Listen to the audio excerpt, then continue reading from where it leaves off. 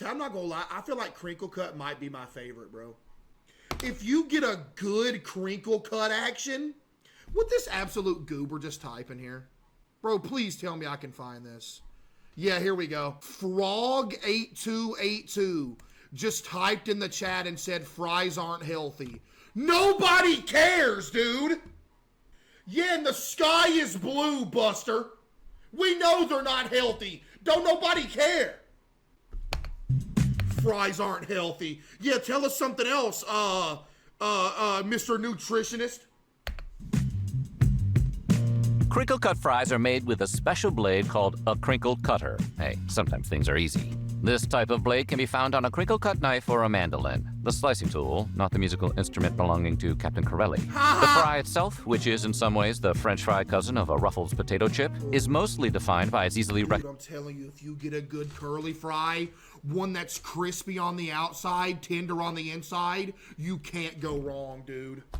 recognizable wave patterns, or crinkles. But they also tend to be on the thicker side, in the neighborhood of a quarter to a half-inch thick. In other words, this fry brought enough cake for the whole class. Their thickness means they're usually less crunchy than thinner cuts. Cap, I've had some crunchy ones. But considered ideal for dipping, which is a decent trade-off.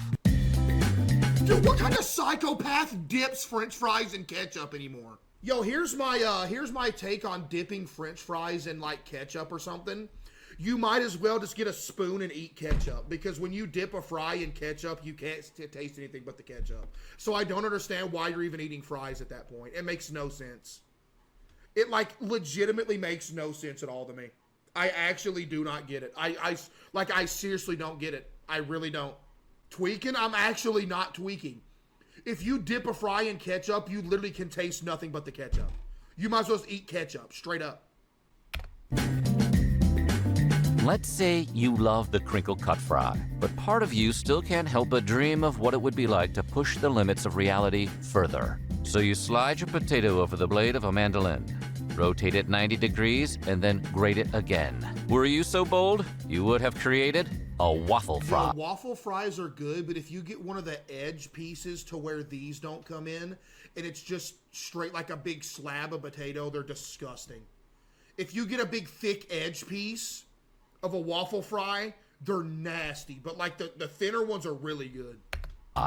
Known in France as pomme gaufrette. Just in case you have to make conversation with Pulp Fiction's Vincent Vega, waffle fries come in a waffle-like crisscross or lattice pattern. They good. Often served with heavy seasoning, this typically thin rectangular cut. See, you saw one.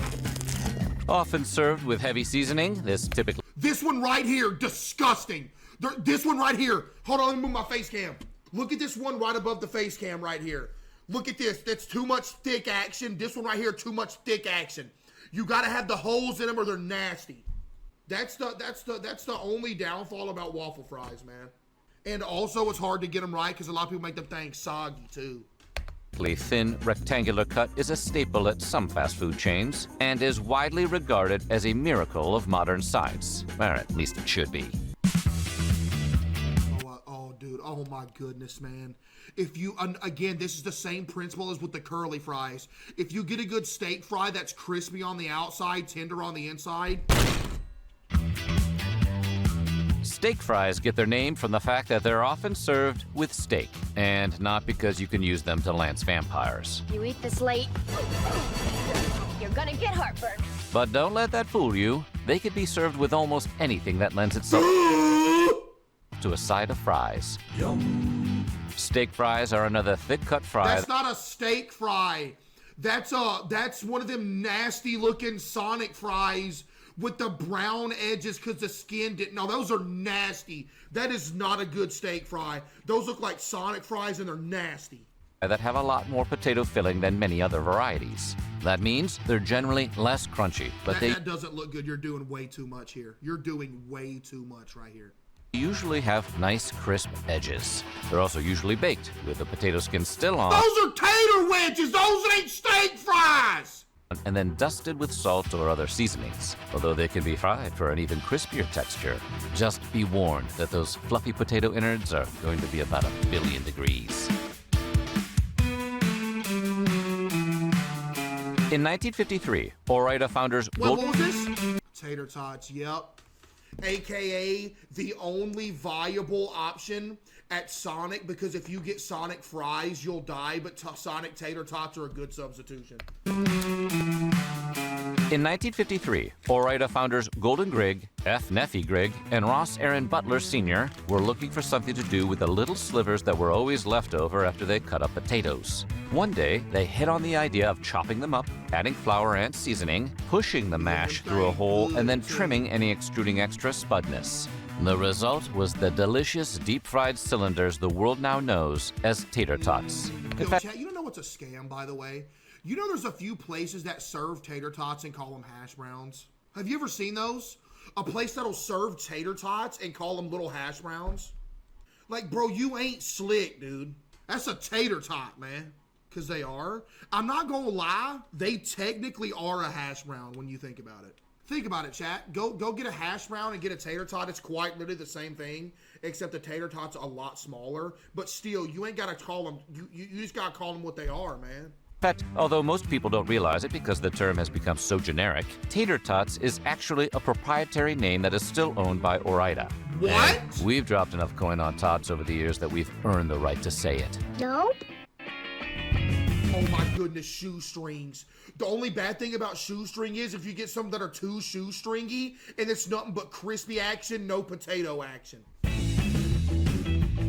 Shoestring fries, which are very popular in restaurants and diners, are named after their resemblance to, well, shoestrings. For those moods when all you want to do is eat a Nike. They're made from potatoes that have been cut into very long, thin strips. That makes them a form of julienne fries that are generally defined by the fact that they're super thin, deep-fried, and usually very crispy. Man, what are you doing? Meanwhile, julienne is actually the name for a French cutting technique that's also sometimes known as allumette. The technique involves cutting what is usually a vegetable, in this case a potato, into long, thin strips. So if you suddenly lose your appetite, at least you still have some rad streamers for your bicycle.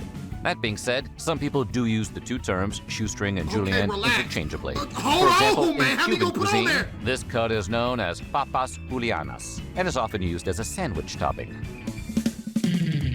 I've known every single one of these so far. I told you, I'm going to go through this whole video. I'm going to know all of these. There's not going to be a single one that I've never heard of. I think my school used to serve these, and they were actually good. Matchstick fries are just like shoestring fries, except they're usually shorter, vaguely the length of a matchstick, hence the name. They are essentially the French fry equivalent of potato sticks, and their thin cut means they tend to be extra crispy. Their short length means they tend to be easy to grab by the fistful. According to the officially recognized ranking system of how quickly can I eat a pound of them, this makes them the best Steak and Shake are the best shoestring. I've never had Steak and Shake. I've never had it. French fry. Curly, baby! Curly fries are the best thing to be attached to the name Curly since that guy from the Three Stooges. Nah, not that guy. Nope, not that guy. Hey, there he is. According to some sources, this fry cut, which is also sometimes known as Goldilocks fries or Suzy Q fries, I just saw a couple people say best fry. I'm afraid you're wrong. Curly fries are great, but they're not the best. The most popular side dish at Grow up. fast food chains and restaurants. Bacon cheddar curly fries, and only $4.299. Their spring-like shape, the culinary equivalent of a slinky or, judging by the golden brown color, a motel mattress. Grow up, chat! Spring is the result of a cutting technique called spiralizing, which requires a specialized spiral slicer. The shape gives the fry a wider surface area, which in turn allows it to hold more sauce or seasoning. You can really taste the curls.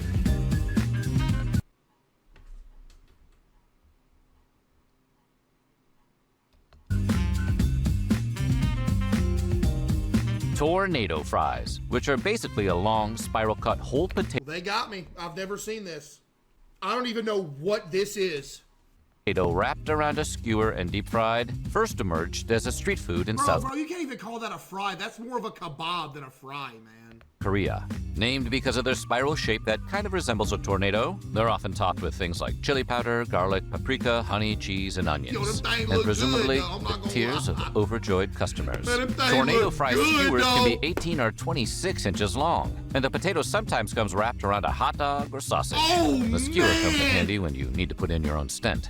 A popular favorite at fairs and festivals in many countries, they are sometimes known as tornado fries. Tornadoes like chips on a stick? Oh, is it really? Wait, speaking of tornadoes, isn't there like a storm chasing game that just came out? potatoes, or just plain tornadoes. Wait, tornadoes. Twist potatoes, or just plain. Yo, chat, you ever had them things from the gas station, them tornadoes? I think that's what they're called. The tornadoes, dude. It's like a taquito, except it's got like, oh my goodness. Plain tornadoes. If you're in the mood for a fancy French fry, you might want to consider pomme soufflée. What? Made from thinly sliced potatoes, this upscale cousin of the French fry is fried twice at different temperatures. Now, that is high society. The process causes the potato to pop up with air, like an evolutionary technique to make itself seem larger to predators. I'm not Invented gonna in lie, I would 1837 eat this if it's hollow on the inside. I would. by chef Jules Colline, who is also credited with inventing béarnaise sauce, pomme soufflée are incredibly tricky to make. That means they're mostly available to the more affluent fans of French fried potatoes and tend to crop up at formal dinners. Huh? Oh, I've seen these. If you made a Venn diagram of French fries and potato chips, the cottage fry would sit very close. Okay, there's literally got to be a point where you just call these chips, dude. Can you stop? Close to the center. Thick and round like potato doubloons, cottage fries can be baked or fried and made with or without their skin. You know that. Cottage fries are made with a corrugated slicer, which means they often have ridges that are great for holding extra Who is seasoning. seeing these in a restaurant and getting these, man? So they're often dusted with things like black or cayenne pepper, as well as other herbs and spices. Or wait, is Velveeta an herb or a spice? Bro, y'all such liars. What? Patatas bravas are deep fried. No, those are called breakfast potatoes, not French fries. Taco Bell does those in their spicy potato taco. Yeah. Cubes about 3/4 of an inch wide. They're served topped with brava sauce, Dude, that look nasty. Why you putting all that on top of that thing, man? tomato-based sauce that also includes things like garlic, paprika, olive oil, and chili. It's spicy, like flaming hot Cheetos behind your eyelid spicy. It burned good. The name patatas bravas literally means spicy potatoes, or Everything comes full circle in the end. fierce potatoes, depending on who you're asking. The dish, which originated in Madrid, is commonly everywhere in Spain. It's also one of the cheaper choices among the tapas on the menu of many Spanish restaurants, which has made it the single most popular Spanish tapa. That's a snake. Created and manufactured by the restaurant supply company Simplot, side-winding fries, also known as sidewinder fries, are often initially mistaken for potato chips. Developed to resemble a Because they are, nah, those look nasty. I'm not gonna lie, that's bad. bent elbow, presumably so it looks like it's always flexing. Nah, y'all doing too much. Sidewinders combine the shape of the cottage fry with the curl of a curly fry, like some kind of Franken fry. Sidewinder fries come in varieties like buffalo, barbecue, and beer batter. Did you say buffalo? And their unusual and impressive shape make them a favorite of upscale restaurants. Because even though they're still just French fries, they are perceived to elevate the appearance of main courses like fancy hamburgers. Home fries. We've all had these, chat.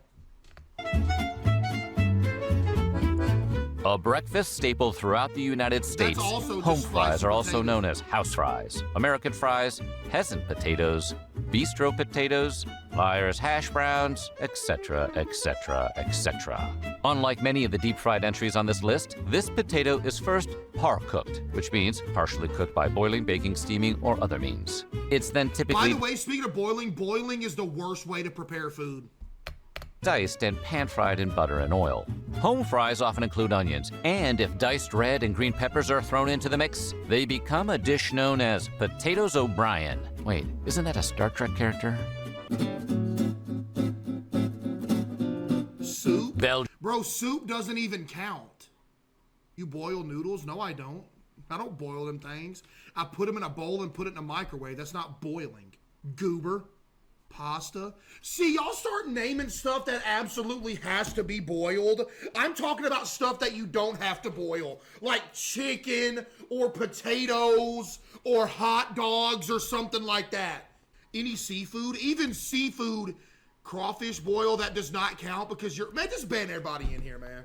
Belgians love fries, and they eat a lot of them, both at home, at fry stands called frietkoot, and out at restaurants. They don't even care who sees. Belgian fries are a thick-cut fry made from Belgian potatoes called Binche potatoes, which are softer than many other varieties of potato. The fries are cooked in beef tallow and then very briefly deep-fried at a much higher temperature to really seal in that meat juice flavor. The process yields a soft center with a crispy outside and a savory aftertaste from the beef fat. These fries are usually served in a paper or wax cone with large quantities of a tart mayonnaise. Boardwalk! Hailing from the mid-Atlantic United States, boardwalk fries, which are sometimes called county fair fries, are the AKA Sonic fries. Those look just like Sonic fries. kind of fries you're likely to find being sold by dogs. Did you see that? fries, which are sometimes called county fair fries, are the kind Oh my goodness, they're cooking weenie dogs. That's crazy. of fries you're likely to find being sold by vendors at your average American carnival setting. These fries tend to be long and square cut. They're usually flavored with something like Old Bay seasoning and malt vinegar, and can be topped with cheese or even Old Bay chili, is golden, or by the way, whatever Chad. else they're selling at the boardwalk, if you have the courage. The wedges, dude. Oh man! As their name suggests, wedge fries are spuds cut into wedge shapes. They can be baked or fried with or without skin. It's an extremely non-committal French fry. They're also thick, with several Ks. No. If you get some that are too thick, they become tater logs, not tater babies. These are called tater babies. Them big, thick ones called tater logs. I don't mess with the tater log, actually. I need the small ones. The ones with too much potatoes, nasty, man. That thickness has traditionally made them easy to undercook, which often results in a fry that lacks a satisfying crunch. I'm sending your fries back. But when correctly prepared, wedge fries can be as good as any other cut. In fact, when seasoned with paprika and other spices and served with a sour cream, they've become something of a trendy bar food. They're also popular in the Pacific Northwest, where they're known as JoJo's, and down under in Australia, where they're called Aussie wedges. We've got ourselves wedges. Oh, no, we can skip this. Although they're often served in a julienne or shoestring cut, sweet potato fries are really more of a category than one particular those are shape. nasty. You can get sweet potato-based varieties of pretty much any cut of fries, including bâtonnets, waffles, tater tots, and most anything else. Yes, the sweet potato is just as versatile as its pasty-faced But it's nasty, man. cousin. If you're wondering why you'd want to make the switch, sweet potatoes are generally more nutritious Nobody than cares. They're nasty. white potatoes, as well as being lower in calories and carbs. Wow. Wow, buddy. Are generally more nutritious than white potatoes, as well as being lower Buddy, are you actually making this comparison? Oh, man, I'm so happy I'm saving 2 calories and 1 carb. in calories and carbs. It's unclear how much of that health benefit they retain after being deep fried and covered with chili, but hey, it's worth a shot. No, it's So not. what do you think? Which French fry No, it is not worth a shot, buddy. You got me messed up.